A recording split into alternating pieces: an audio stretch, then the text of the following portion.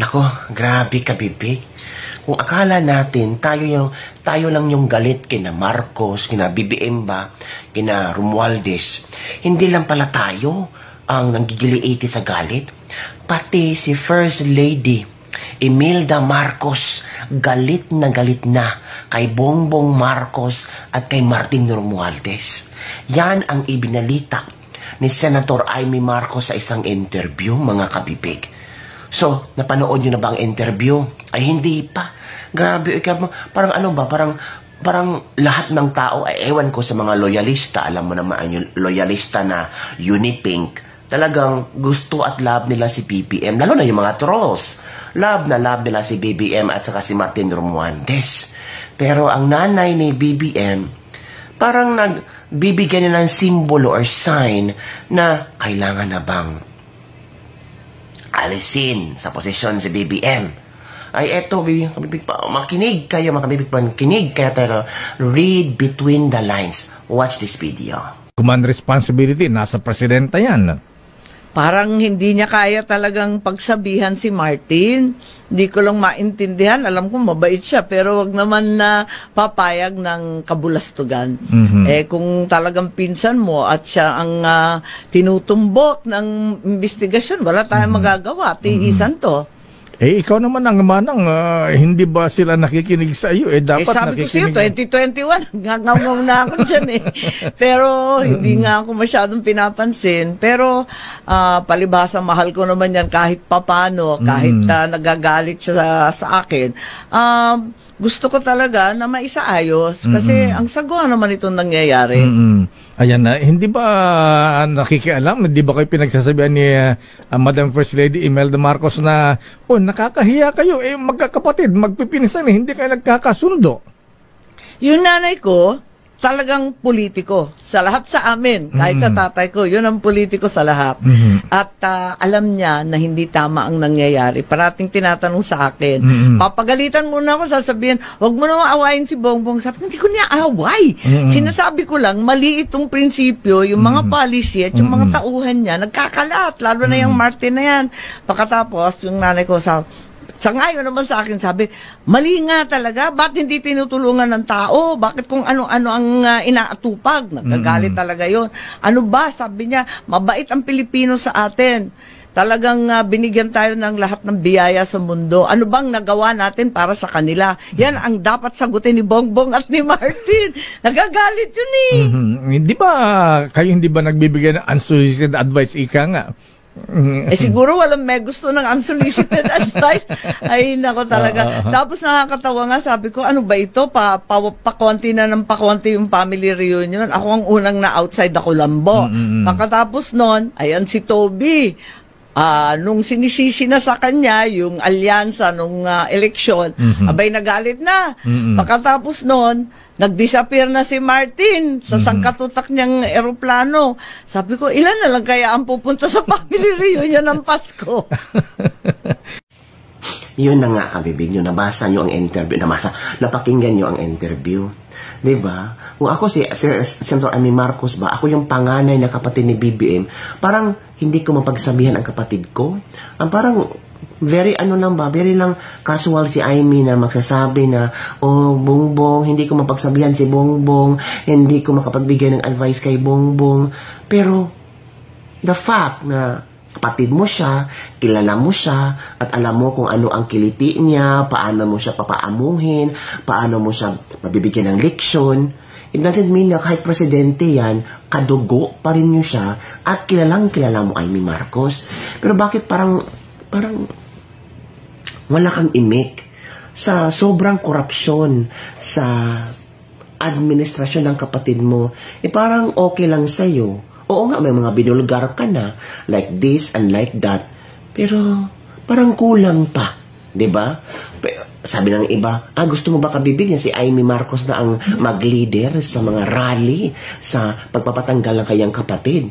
I don't think so kung gagawin niya ni Amy Marcos, knowing for how many years sila na nagpaplano na bumalik sa pwesto na si Bongbong ang uupong presidente at nagawa talaga nila sa tulong ng mga Duterte.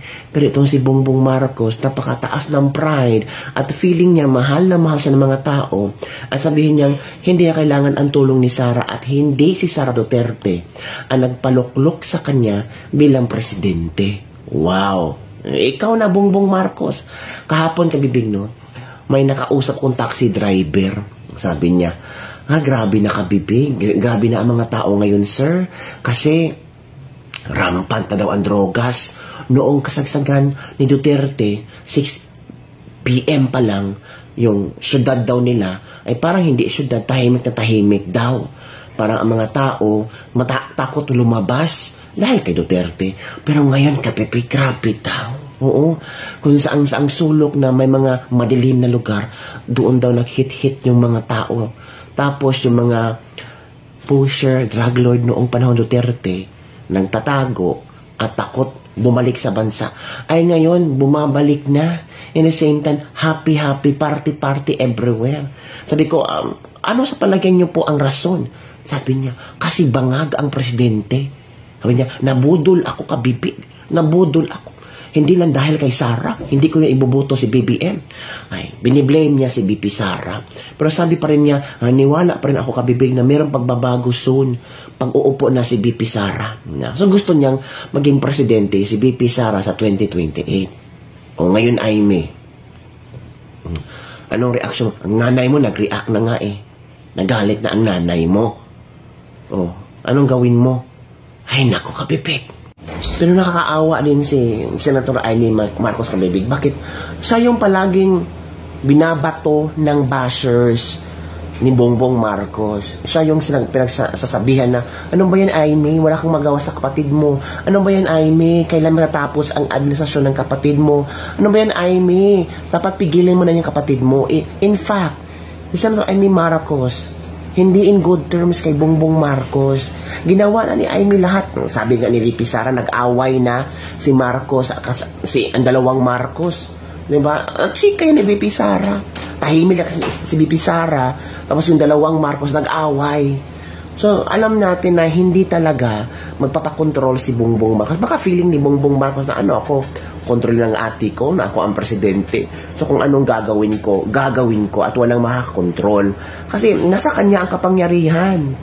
Kaya awa-awa nito kasi Senator Amy Marcos. Si Senator Amy Marcos wanted to, ang tawag ito, bigyan ng solusyon ang lahat ng problema ngayon na ginagawa ni Bongbong Marcos, lalo na sa mga Duterte. Gusto niyang i-correct ang mga ginawa ni Marcos sa mga Duterte. Alam na naman natin na alam ni Senator Amy Marcos na may utang na loob sila sa mga Duterte, aside from tinulungan sila na maipalibing ang kayang tatay sa libingan ng mga bayani. I don't know kung naisip ba ni Bongbong Marcos si Pangulong Duterte ay nilagay niya sa ICC, tapos nulungan silang makabalik sa posisyon, naging presidente pa. Kaya medyo mabigat ang dinadala ni Senator Amy Marcos niya. Naintindihan din natin ang mga bashers kasi itong mga bashers na ito ay pagod na talaga sa administrasyong Bongbong Marcos. Lalo na itong pagsabog sa issue ng flood control project. Nako, grabe. Sabi nga ng iba, baka may pinoprotektahan si Bongbong Marcos tungkol sa flood control project. Baka yung anak niya may flood control project na anomalya. Ay naku, ano ba talaga kabibig ko eh? Sana sabi ng iba, ay alam mo kabibig, parang inihintay yata ni VP Sara na siya ang papalit kay BBM para si Duterte makabalik sa Pilipinas. Kung pwede sana, palitan si BBM para si Tatay Digong makabalik sa Pilipinas, why not? Pero iba ngayon ang mga rallyista. Mga Uniping kasi ang rallyista. Ang mga noon, mga Dilawan, mga kakampi ng mga Aquino, mga, alam mo na, basta ayaw nila sa isang opisyal, ang isinisigaw nila, resign.